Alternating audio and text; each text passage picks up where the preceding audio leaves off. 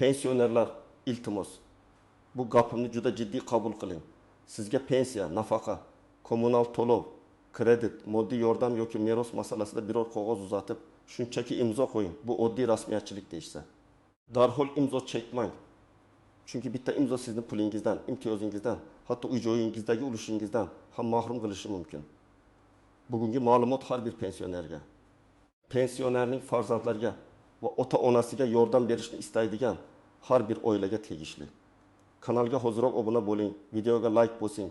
Chunki bunday ogohlantirishni ko'proq odam ko'rsa, shuncha ko'p odam xatodan saqlanadi. Men ko'p yillardan beri odamlarning hujjat, pensiya, meros, kredit va ijtimoiy to'lovlar bo'yicha muammolarni ko'rib kelaman. Eng achinarlisi shuki, ko'p muammo katta firibgarlikdan emas, oddiy bir beparvolikdan boshlanadi. Odamga qog'oz beriladi, mana bu yerga imzo qo'ying deyiladi. Odam esa ko'zoynagini topishga ham ulgurmay, mazmunini tushunmay imzo chekadi. Keyin esa ma'lum bo'ladiki, u ariza, rozilik, voz kechish, ishonchnoma, qarz majburiyati yoki shartnoma bo'lgan. Oldin ko'p ishlar yuzma-yuz mahalla, bank, pochta yoki davlat idoralarida oddiy tartibda hal bo'lardi. Pensioner pensiyasini olardi, kerak bo'lsa ariza yozardi, xodim tushuntirib berardi. Hozir esa xizmatlar ko'paydi, elektron tizimlar paydo bo'ldi. Bank kartalari, mobil ilovalar, onlayn kreditlar, notarial ishonchnomalar, subsidiya va kompensatsiya masalalari murakkablashdi. Bu yaxshi tomoni bilan qulaylik, lekin yomon tomoni bilan hujjatni tushunmay imzo qo'ygan odam uchun xavf ham ko'paydi.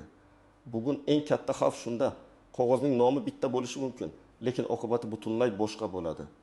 Masalan, sizga bu faqat ma'lumotnoma uchun deyishadi. Aslida u sizning nomingizdan boshqa odamga pul olish huquqini beradigan ishonchnoma bo'lishi mumkin. Bu kreditga aloqasi yo'q, faqat anketa deyishadi.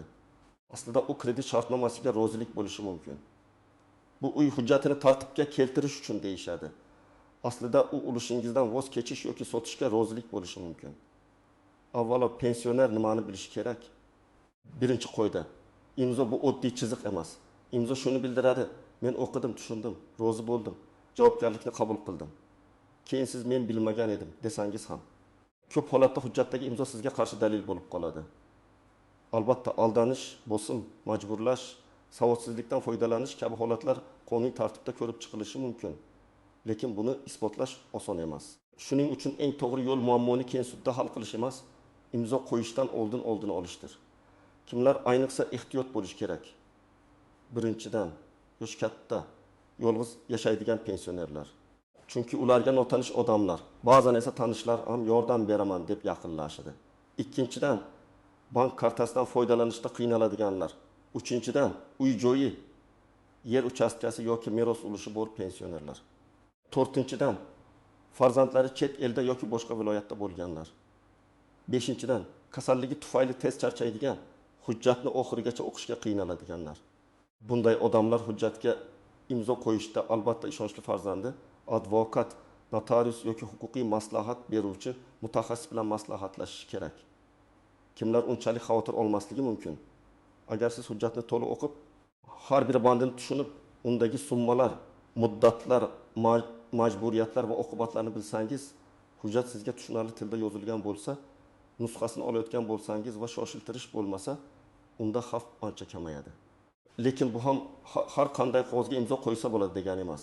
Hujjatning nomi, mazmuni, kimga berilayotgani va nima uchun kerakligi doimo tekshirilishi shart. Endi hayotiy misollarni ko'rib chiqamiz. Birinchi misol. 6 yoshli otaxon bank kartasidan pul yechishda qiynaladi. Qo'shnisi men yordam beraman, bankka borib karta masalasini hal qilib beraman deydi. Otaxonga ishonchnoma qog'ozi olib kelinadi. U faqat kartadan pensiya olish uchun deb tushuntiriladi. Otaxon imzo chekadi. Keyin ma'lum bo'ladiki, ishonchnomada nafaqat pensiyani olish, balki hisob raqamidan pul o'tkazish, bank bilan shartnoma tuzish va boshqa moliyaviy harakatlar qilish huquqi ham yozilgan.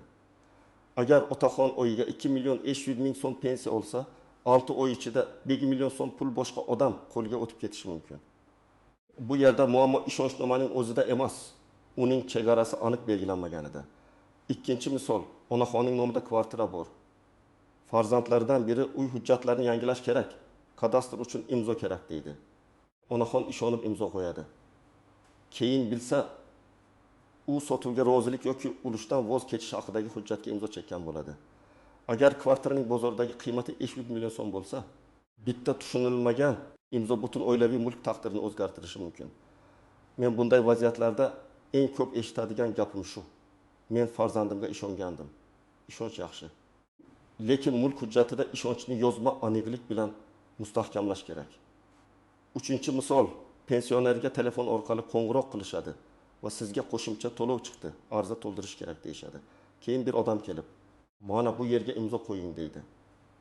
Qog'ozda esa shaxsiy ma'lumotlarni qayta ishlashga rozilik, bank karta raqami, telefon raqami, pasport ma'lumotlari so'ralgan bo'ladi. Ba'zida shunday ma'lumotlar firibgarlar qo'liga tushsa, ular kredit olishga, sim kartani qayta rasmiylashtirishga yoki bank ilovasiga kirishga urinishi mumkin.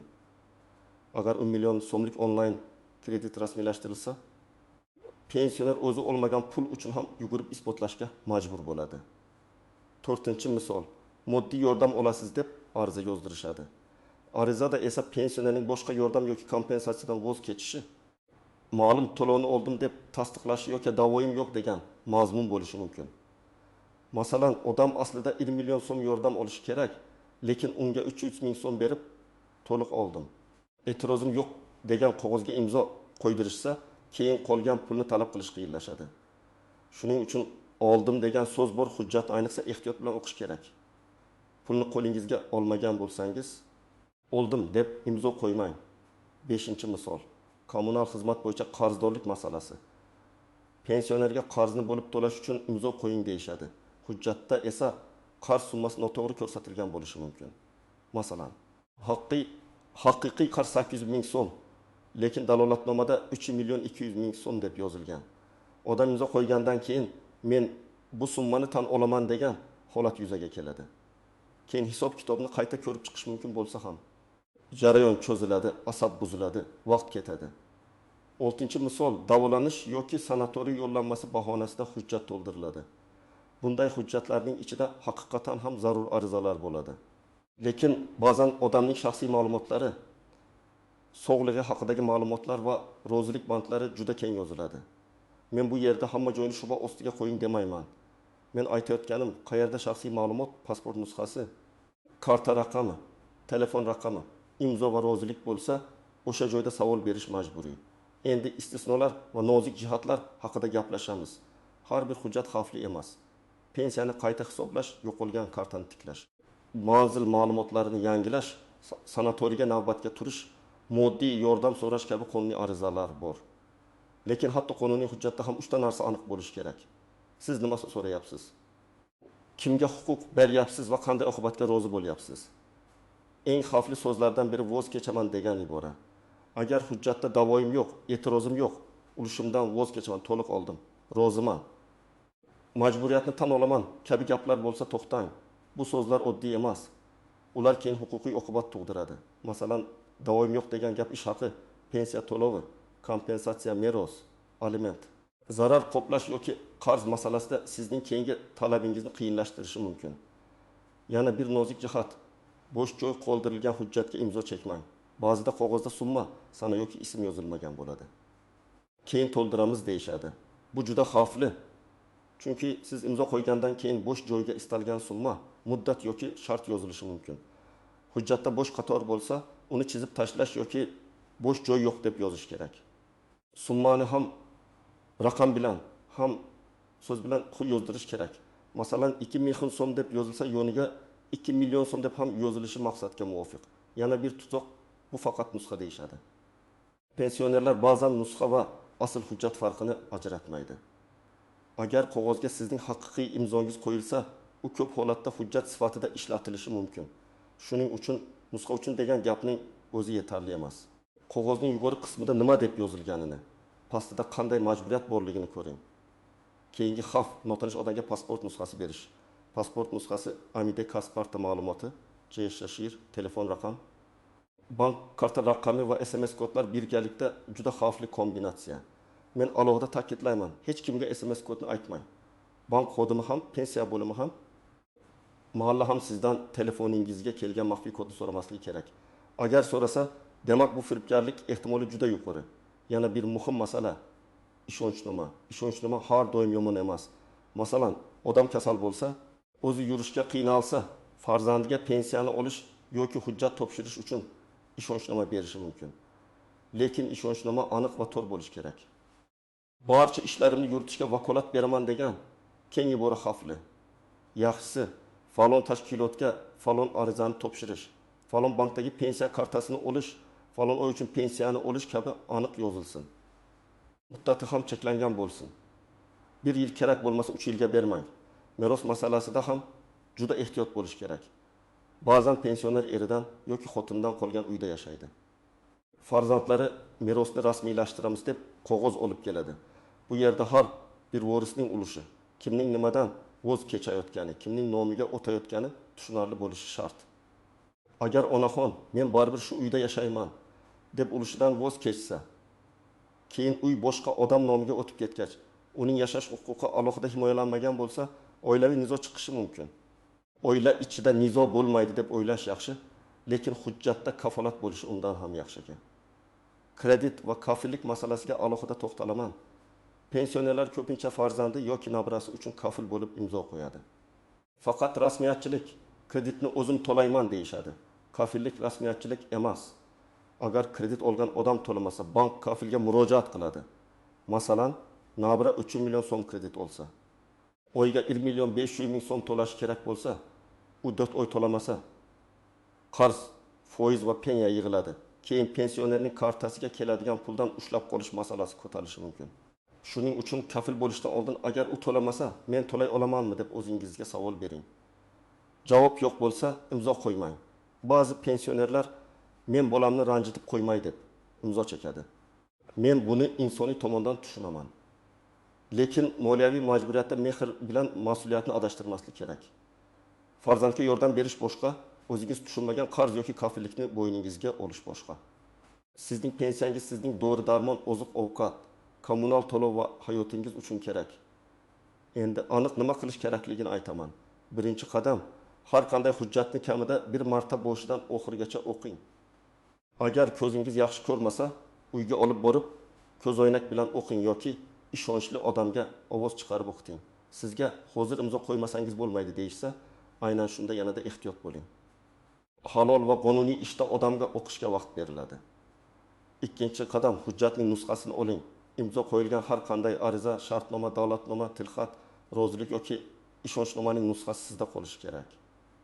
Agar nusxa bermaymiz deyishsa, nima uchun bermasligini so'rang. Hech bo'lmasa, lekin rasm olishdan oldin tashkilotning ichki tartibi bo'lsa, ruxsat so'rang. Muhimi qo'lingizda dalil bo'lsin. Uchinchi qadam, tushunmagan so'zingizni so'rang. Masalan, majburiyat, kafillik, garov, vakolat, rozilik, shaxsiy ma'lumotlarni qayta ishlash, undiruv, pensiya kabi so'zlar oddiy so'z emas. Har birining oqibati bor. Xodim bu shunchaki atamada desa ham, siz oddiy tilda tushuntirib berishini talab qiling. 4-qadam, summalarni tekshiring. Qarz bo'lsa necha so'm, foiz bormi, pensiya bormi, muddat qachongacha? To'lov har oy qancha? Agar siz pul olayotgan bo'lsangiz, qancha oldingiz? Agar hujjatda 5 million so'm oldim deb yozilgan bo'lsa, lekin qo'lingizga 3 million so'm berilgan bo'lsa, imzo qo'ymang. Keyin beramiz degan gap hujjatda yozilmasa, u gap havoda qoladi. 5-qadam, pasport va karta ma'lumotlarini himoya qiling. Pasport nusxasiga imkon bo'lsa, faqat falon tashkilotga falon maqsad uchun taqdim etildi deb yozib qo'ying. Bu har doim ham hamma joyda qabul qilinmasligi mumkin, lekin firibgarlik xavfini kamaytiradi. Bank kartangizning orqa tarafidagi kodni, SMS kodni, ilova parolini hech kimga bermang. Pensiya tushadigan kartani boshqa odamga topshirib qo'ymang. Agar yordam kerak bo'lsa, yoningizda turib yordam bersin, lekin karta va telefon to'liq boshqa odam qo'liga o'tib ketmasin. 6-qadam, ishonchnoma berayotgan bo'lsangiz, vakolatni to'g'ri yozdiring. Notariusga borganingizda, men hamma narsaga umumiy ishonchnoma bermoqchi emasman. Faqat mana shu ish uchun beraman deb aniq ayting. Masalan, faqat pensiya kartasini olish uchun, faqat ariza topshirish uchun, faqat ma'lumotnoma olish uchun, uy sotish, pul olish, hisob raqam ochish, kredit rasmiylashtirish. Merosdan voz kechish vakolatlari kerak bo'lmasa, ularni kiritmang. 7-qadam, uy-joy va meros hujjatlarida mustaqil maslahat oling. Bu masalada faqat hujjat olib kelgan odamning gapiga tayanmang. Notariusdan alohida so'rang. Men bu hujjatga imzo qo'ysam, mulkimdan ayrilmaymanmi? Keyin shu uyda yashash huquqim saqlanadimi? Ulushim kimga o'tadi? Men nima narsadan voz kechyapman? Bu savollarni berish uyat emas. Aksincha bu o'zingizni himoya qilishdir. 8-qadam. Agar bosim bo'lsa, imzo qo'ymang. Tezroq qiling. Hamma imzo qo'ydi, siz tushunmaysiz. Bu bolangiz uchun keyin kech bo'ladi kabi gaplar bosim belgisi bo'lishi mumkin. Siz xotirjam ayting. Men hujjatni o'qib chiqaman, maslahatlashaman, keyin javob beraman. Agar odam shundan jahli chiqsa, demak ehtiyot bo'lish uchun sabab bor. 9-qadam. Shubhali vaziyatda qayerga murojaat qilishni biling. Avvalo, hujjat bergan tashkilotning rasmiy rahbariga yozma murojaat qiling. Bank bo'lsa, bank filialiga va kol markaziga murojaat qiling. Pensiya yoki ijtimoiy to'lov masalasi bo'lsa, tegishli jamg'arma yoki ijtimoiy himoya idorasidan rasmiy tushuntirish so'rang. Shu notarial hujjat bo'lsa, notariusdan hujjat mazmuni bo'yicha izoh so'rang. Firibgarlik alomati bo'lsa, ichki ishlar organlariga ariza bering.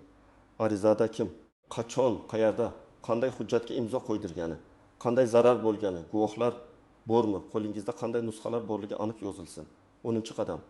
Oilada oldindan kelishib oling. Pensioner ota-onangizga bitta oddiy qoida o'rgating. Hech qanday hujjatga farzandlari bilan maslahatlashmasdan imzo qo'ymasin. Agar farzandlar uzoqda bo'lsa, telefon orqali video aloqa qilsin. Hujjatni rasmga olib yuborsin. Bu nazorat emas, bu himoya. Katta yoshdagi odamga siz hech narsani bilmaysiz deb emas, biz sizni aldanib qolishingizdan asraymiz deb tushuntirish kerak. Yana bir amaliy maslahat, oddiy daftar tuting. Unda qaysi kuni qaysi tashkilotga borgansiz, kim bilan gaplashgansiz, qanday hujjat topshirgansiz, kimning telefon raqami bor, qanday javob aytilgan, hammasini yozib boring. Bu kichik odat keyin katta muammoda juda foyda beradi. Chunki odam yoshi o'tganda sanalar va ismlar chalkashib ketishi mumkin. Yozuv esa xotirani himoya qiladi. Agar allaqachon imzo qo'yib bo'lgan bo'lsangiz, vahimaga tushmang, lekin kechiktirmang. Birinchi ish hujjat nusxasini toping. Ikkinchi ish hujjat asosida nima harakat qilinganini aniqlang. Pul yechildimi? Kredit rasmiylashtirildimi? Uy hujjatida o'zgarish bo'ldimi? Meros ulushi o'tdimi? Uchinchi ish zudlik bilan yozma e'tiroz yoki ariza bering. Agar ishonchnoma bergan bo'lsangiz va endi ishonchingiz bo'lmasa, uni bekor qilish tartibini so'rang. Agar bank kartangiz bo'yicha shubha bo'lsa, kartani bloklang, parollarni o'zgartiring, bankka yozma murojaat qiling. Men yana bir narsani alohida aytaman. Og'zaki gapga tayanmang. Aytdi, va'da berdi, keyin qaytaraman dedi degan gaplar hujjat oldida zaif bo'lishi mumkin.